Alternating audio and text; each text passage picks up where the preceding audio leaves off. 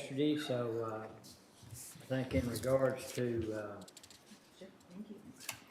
the grievance, salary grievance committee, under items M2, we had no grievance, filed by the deadline of 5 o'clock yesterday afternoon. So Dustin, what would be the, So Judge, we had two items. We had M2 and M8, so those can both be pulled with no action. we'll pull on M2 and M8 with no action.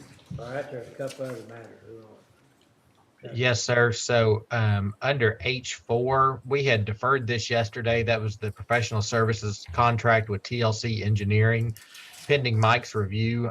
Mike had a few suggestions that have been sent on to TLC, and they accepted those. So we were hoping just to go ahead and get them on board if possible. If the court would like to, we could vote to move that item from its deferred status back to an action item and then actually take action on it if the court would so allow.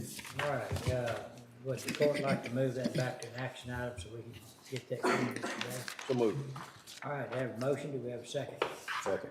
Got a motion and a second to move, that item back to an action item. All in favor say aye. Aye. Opposed, pass.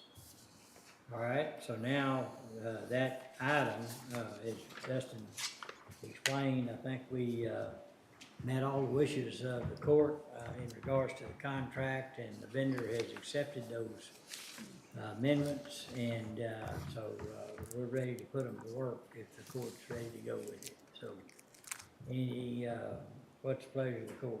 Move to approve contract with TLC Engineering for grant administration. Second. I have a motion and a second, any other discussion? I have a question, Judge, and I think it was, you mentioned this in visiting with their representative yesterday, that if we had some smaller communities that were interested in piggybacking with this agreement or something like that, exactly what was that? It would be through us, like we would, what we would do, the way I understood it, Dustin, is that, like, let's just say Moody or Mart or a community like that we saw something in there that might be beneficial to them. We would, on their behalf, talk to our vendor about applying for a grant and, working with it, be the kind of intermediary in that. Okay. And it would be just part of their service there. Under the same contractual. And same contractual agreement. Excellent. That's great. That's super. Yeah, and what she had mentioned yesterday was being able to enter into an interlocal agreement with that city. Since we had done an RFQ for the selection, that would allow TLC to be able to work. And of course, some grants are specific where the county may be the only entity, or it may be a municipality that has to apply. So it would be grant specific, but we should be able to have that flexibility. That's a good deal. Okay. All right, we have a motion and a second. Any other questions? If not, all in favor say aye. Aye. Opposed? Pass. Y'all look forward to putting them to work, seeing what opportunities are out there, so be a good thing for us. I think that's everything on the agenda, that we need to take action on.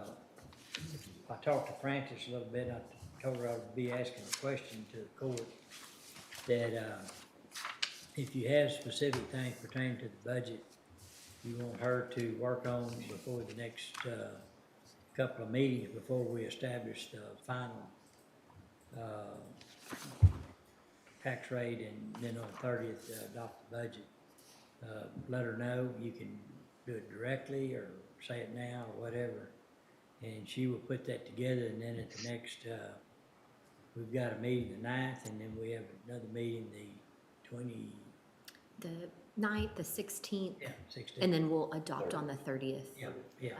And we can schedule meetings in any time in between there if y'all feel the need to.